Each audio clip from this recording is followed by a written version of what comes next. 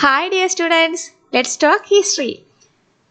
So, ഇന്ന് നമ്മൾ gender in Indian പെർസ്പെക്റ്റീവ്സിലെ ഫസ്റ്റ് മൊഡ്യൂളിൻ്റെ സെക്കൻഡ് പാർട്ടാണ് നോക്കാൻ പോകുന്നത്.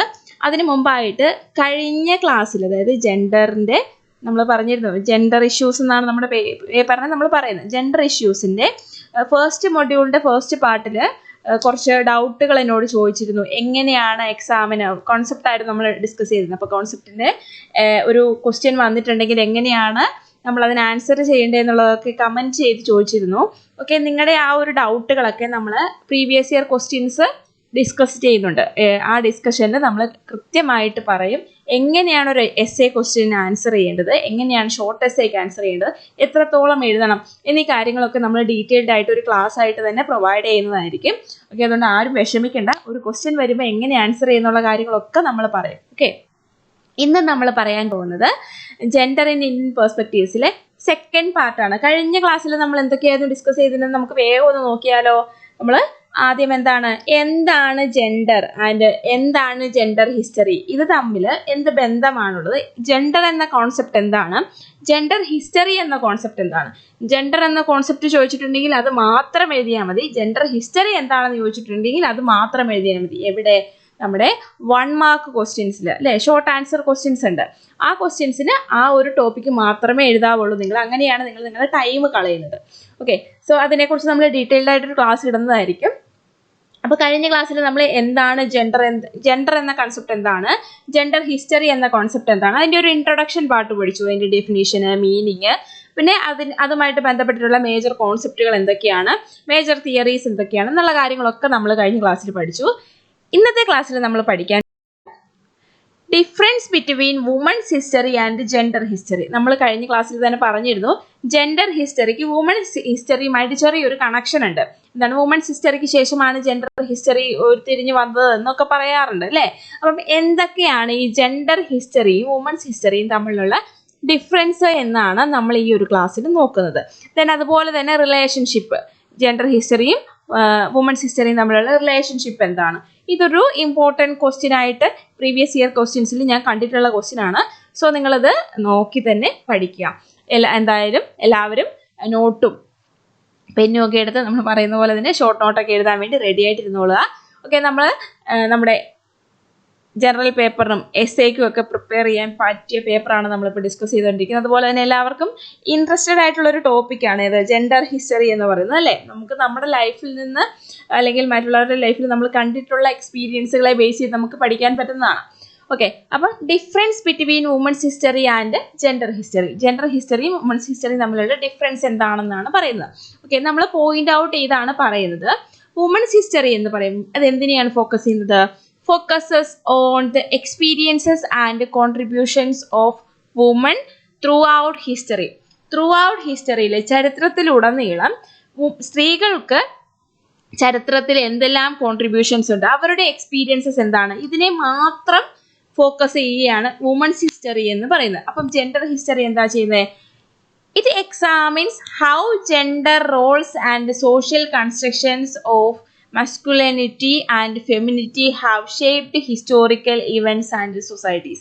വുമൺസ് ഹിസ്റ്ററിയിലെ സ്ത്രീകളുടെ എക്സ്പീരിയൻസുകളെ കുറിച്ചും അവരുടെ കോൺട്രിബ്യൂഷൻസിനെ കുറിച്ചും മാത്രമേ പറയുന്നുള്ളൂ എങ്കിൽ ജെൻഡർ ഹിസ്റ്ററി എന്താണ്, ബോത്ത് വുമൺ ആൻഡ് മെന്നിൻ്റെ, അതായത് സ്ത്രീകളുടെയും പുരുഷന്മാരുടെയും റോള്, ജെൻഡർ റോൾസ് എന്താണ് സോഷ്യൽ കൺസ്ട്രക്ഷനിലും അതുപോലെ തന്നെ ഹിസ്റ്റോറിക്കൽ ഇവൻസിലും, ചരിത്ര സംഭവങ്ങളിലും സ്ത്രീകളുടെയും പുരുഷന്മാരുടെയും പ്രാതിനിധ്യം എന്താണ്, അവരുടെ കോൺട്രിബ്യൂഷൻസ് എന്താണ് എന്നുള്ളതാണ് ജെൻഡർ ഹിസ്റ്ററി ഫോക്കസ് ചെയ്യുന്നത്. Okay, then women's history focuses the lives, roles and achievements of women, often seeking to uncover stories and perspectives that have been marginalized or excluded from traditional historical narratives. എന്താണ്, traditional ആയിട്ടുള്ള historical നറേറ്റീവ്സിൽ നിന്ന് ആ ഒരു പെർസ്പെക്റ്റീവിൽ നിന്ന് മാറ്റി നിർത്തിക്കൊണ്ട്, അതിൽ നിന്ന് എത്രത്തോളമാണ് സ്ത്രീകളെ മാറ്റി നിർത്തിയിട്ടുള്ളത് നമ്മൾ പറഞ്ഞിട്ടുണ്ട്. ട്രഡീഷണൽ ഹിസ്റ്റോറിക്കൽ നറേറ്റീവ്സ് എന്ന് പറയുന്നത് എന്തായിരുന്നു, പുരുഷാധിപത്യമുള്ള ഒരു ടൈപ്പ് ഓഫ് ഹിസ്റ്റോറിക്കൽ റൈറ്റിംഗ് ആയിരുന്നു ട്രഡീഷണൽ ഹിസ്റ്റോറിയോഗ്രാഫി അല്ലെങ്കിൽ ആൻഷ്യന്റ് ഹിസ്റ്റോറിയോഗ്രാഫി എന്ന് പറയുന്നത്. എന്താണ്, പുരുഷന്മാർക്ക് മേധാവിത്വമുള്ള അല്ലെങ്കിൽ പുരുഷന്മാരെ കുറിച്ചുള്ള ഒരു ഹിസ്റ്ററി ആയിരുന്നു അത്. അതിൽ സ്ത്രീകളെ എന്താണ് മാർജിനലൈസ് ചെയ്യപ്പെട്ടിരിക്കുന്നവരായിരുന്നു. അങ്ങനെ മാർജിനലൈസ് ചെയ്തിട്ടുള്ള സ്ത്രീകളുടെ ഹിസ്റ്ററിയെ അൺകവർ ചെയ്തെടുക്കുന്നു. അവരുടെ ജീവിതം എന്തായിരുന്നു, അവരുടെ റോൾസ് എന്തൊക്കെയായിരുന്നു, സൊസൈറ്റിയിൽ അവരുടെ റോൾസ് എന്തായിരുന്നു, ഫാമിലിയിൽ അവരുടെ റോൾസ് എന്തായിരുന്നു, അവരുടെ അച്ചീവ്മെന്റ്സ് എന്തൊക്കെയായിരുന്നു എന്നുള്ള കാര്യങ്ങളൊക്കെ അവരുടെ സ്റ്റോറി, അതായത് സ്ത്രീകളുടെ സ്റ്റോറിയെ അൺകവർ ചെയ്തെടുക്കുവാൻ ആണ് വുമൻസ് ഹിസ്റ്ററി ശ്രമിക്കുന്നത്. അപ്പോൾ ജെൻഡർ ഹിസ്റ്ററി എന്താണ് ചെയ്യുന്നത്? Studying the evolution of gender roles, the impact of gender on power dynamics, the ways in which masculinity and femininity have been defined and redefined, and the intersection of gender with other social categories like race, class and sexuality. എന്താണ് ഇവിടെ പറയുന്നത്? ഇവിടെ gender റോൾസിന്റെ എവല്യൂഷനെ കുറിച്ചാണ്, പരിണാമങ്ങളെ കുറിച്ചാണ് പഠിക്കുന്നത്. അതിന്റെ impact എന്താണ്, ആ ഒരു ജെൻഡർ എവല്യൂഷന്റെ ജെൻഡർ റോൾസിന്റെ എവല്യൂഷൻ അത് ജെൻഡറിനെ എങ്ങനെയാണ് ഇമ്പാക്ട് ചെയ്തത്, പവർ ഡൈനാമിക്സിനെ എങ്ങനെയാണ് ഇമ്പാക്ട് ചെയ്തത്, the ways in which masculinity and femininity have been defined and redefined, എങ്ങനെയായിരുന്നു സ്ത്രീത്വത്തെയും പുരുഷത്വത്തെയും ഡിഫൈൻ ചെയ്തത്, അതിനുശേഷം വീണ്ടും റീഡിഫൈൻ ചെയ്തത് എങ്ങനെയായിരുന്നു, ഇന്റർസെക്ഷൻ, അതായത് and the intersection of gender with other social categories like race, class and sexuality, റേസിന്റെയും ക്ലാസിന്റെയും സെക്ഷുവാലിറ്റിയുടെയും ഒക്കെ ബേസിൽ എങ്ങനെയാണ് അവയെ റീഡിഫൈൻ ചെയ്തത് എന്നുള്ള കാര്യങ്ങളാണ് ജെൻഡർ ഹിസ്റ്ററിയിൽ പഠിക്കുന്നത്. ഓക്കെ, നമ്മൾ 2 പോയിന്റുകൾ, 2 ഡിഫറൻസുകൾ പഠിച്ചു. ഇതിനെ കണക്ട് ചെയ്ത് തന്നെ നിങ്ങൾ. നെക്സ്റ്റ് പോയിന്റ് എന്ന് പറയുന്നത് എന്താണ്? വുമൻസ് ഹിസ്റ്ററിയുടെ ഗോൾ എന്താണ്, ലക്ഷ്യം എന്താണ്? To provide a more complete and inclusive understanding of the past by highlighting the agency and experiences of women. എന്താണ്? സ്ത്രീകളെ കുറിച്ച് ഒരു കംപ്ലീറ്റ് ഇൻക്ലൂസീവ് അണ്ടർസ്റ്റാൻഡിങ്, പാസ്റ്റ് സൊസൈറ്റിയെ കുറിച്ച് അല്ലെങ്കിൽ സ്ത്രീകളുടെ പുരാതന ചരിത്രത്തെ കുറിച്ച് ഒരു ഇൻക്ലൂസീവ് ആയിട്ടുള്ള ഒരു കംപ്ലീറ്റ് ഇൻക്ലൂസീവ് അണ്ടർസ്റ്റാൻഡിങ് ഉണ്ടാക്കിയെടുക്കുക, ഒരു പൂർണ്ണമായിട്ടുള്ളൊരു അണ്ടർസ്റ്റാൻഡിങ് ഉണ്ടാക്കിയെടുക്കുക. അതിൽ എന്താണ്, അവരുടെ എക്സ്പീരിയൻസസ് എന്തൊക്കെയാണ്, ഹൈലൈറ്റ് ചെയ്തിട്ടുള്ള എക്സ്പീരിയൻസസുകൾ എന്തൊക്കെയാണ്, പ്രധാനപ്പെട്ട ഏജൻസികൾ അല്ലെങ്കിൽ പ്രധാനപ്പെട്ട ഇൻസ്റ്റിറ്റ്യൂഷൻസിൽ, സൊസൈറ്റിയിൽ, ദെൻ എന്താണ് ഫാമിലിയിൽ, സൊസൈറ്റിയിൽ, കൺട്രിയിലൊക്കെ വുമൻസിന്റെ പ്രാധാന്യം എന്താണ് എന്നുള്ളത് അതിനെ കൂടുതലായിട്ട് മനസ്സിലാക്കുക എന്നുള്ളതാണ് വുമൻസ് ഹിസ്റ്ററിയുടെ ഗോൾ, ലക്ഷ്യം എന്ന് പറയുന്നത്. അപ്പൊ ജെൻഡർ ഹിസ്റ്ററി എന്താണ്? To understand how gender shapes and is shaped by history and to challenge traditional assumptions about gender and its relationship to power and society. ഇവിടെ എന്താണ് പറയുന്നത്?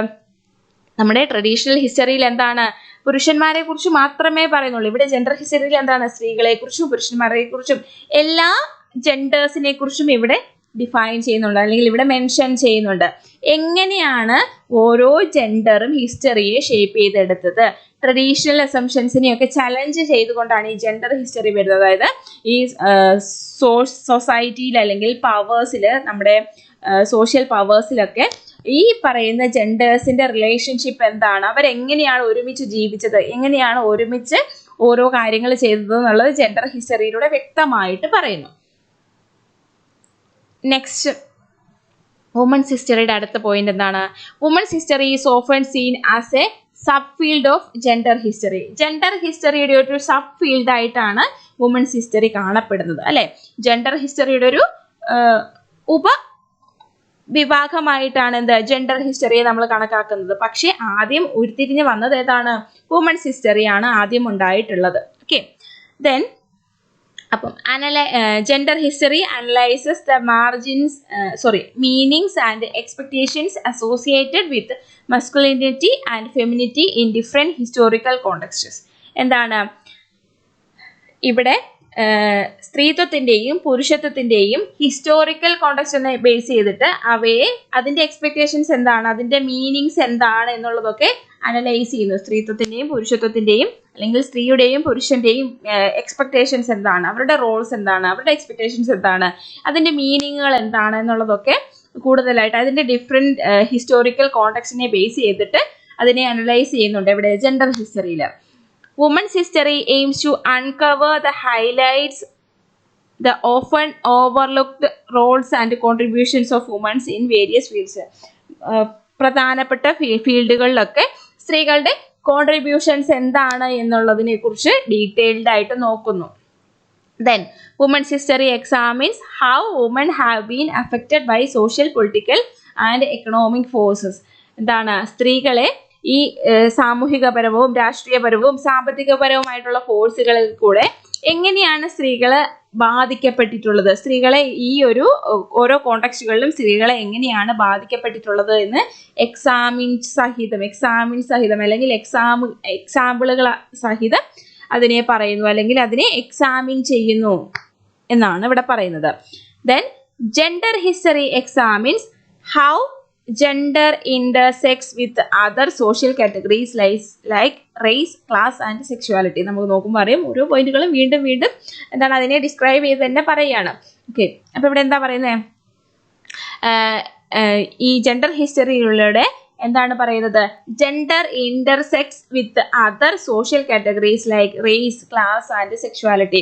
റേസുകളുടെ വിഭാഗത്തിൽ അല്ലെങ്കിൽ ക്ലാസിൻ്റെയും സെക്ഷുവാലിറ്റീൻ്റെയും കാര്യത്തിൽ ഈ കാറ്റഗറൈസേഷൻ്റെ ബേസിൽ എങ്ങനെയാണ് ജെൻഡേഴ്സ് ഇന്റർസെക്ട് ചെയ്തത്, അവരുടെ തമ്മിലുള്ള റിലേഷൻ എന്തായിരുന്നു റേസുമായിട്ട്, അതായത് ജാതിയും മതവും വർഗവും ഒക്കെ തമ്മിൽ ലിംഗ വ്യത്യാസങ്ങൾ എങ്ങനെയാണ് അവർ ഇന്റർസെക്ട് ചെയ്തത് എന്നുള്ളതിനെ എക്സാമിൻ ചെയ്യുന്നു ജെൻഡർ ഹിസ്റ്ററിയിൽ.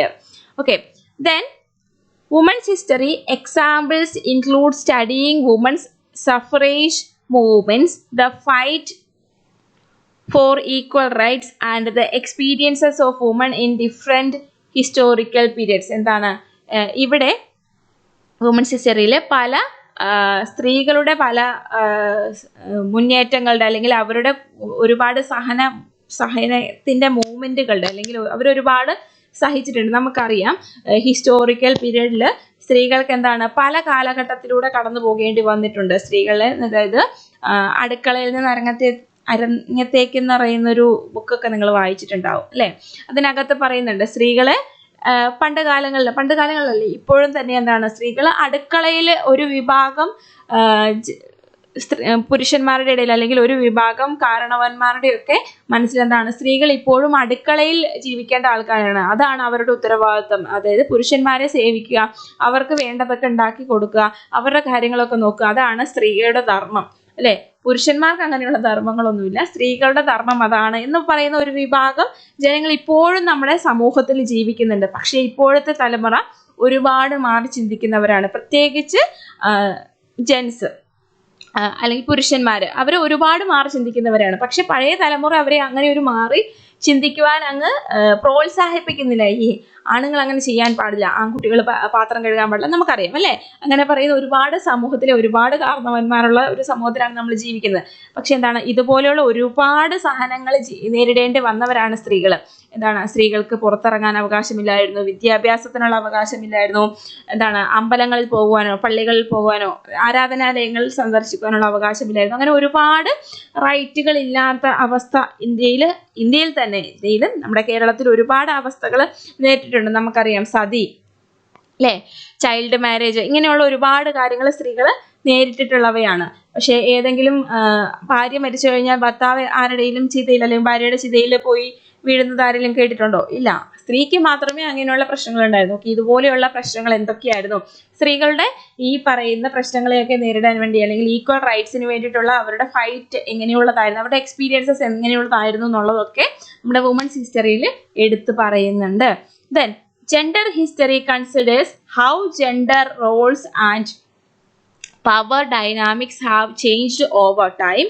Examples include studying the history of gender roles in the family, the workplace and politics, as well as the evolution of gender identities and expressions. എന്താണ് നമ്മുടെ കാലഘട്ടത്തിൻ്റെ ചേഞ്ചുകൾക്കനുസരിച്ച് ജെൻഡർ റോളുകളും പവർ ഡൈനാമിക്സും എങ്ങനെയാണ് ചേഞ്ച് ആയത് over time, ഓരോ കാലഘട്ടത്തിൽ കടന്നു പോകുന്നതിനനുസരിച്ച് gender റോളുകൾ എങ്ങനെയാണ് സമൂഹത്തിലും വർക്ക് പ്ലേസിലും ഫാമിലിയിലും ഒക്കെ മാറിക്കൊണ്ടിരിക്കുന്നത്, അതിൻ്റെ പരിണാമങ്ങൾ എങ്ങനെയായിരുന്നു എന്നാണ് ജെൻഡർ ഹിസ്റ്ററിയിൽ പ്രധാനമായിട്ടും പറയുന്നത് എന്നാണ് ഇവിടെ പറയുന്നത്.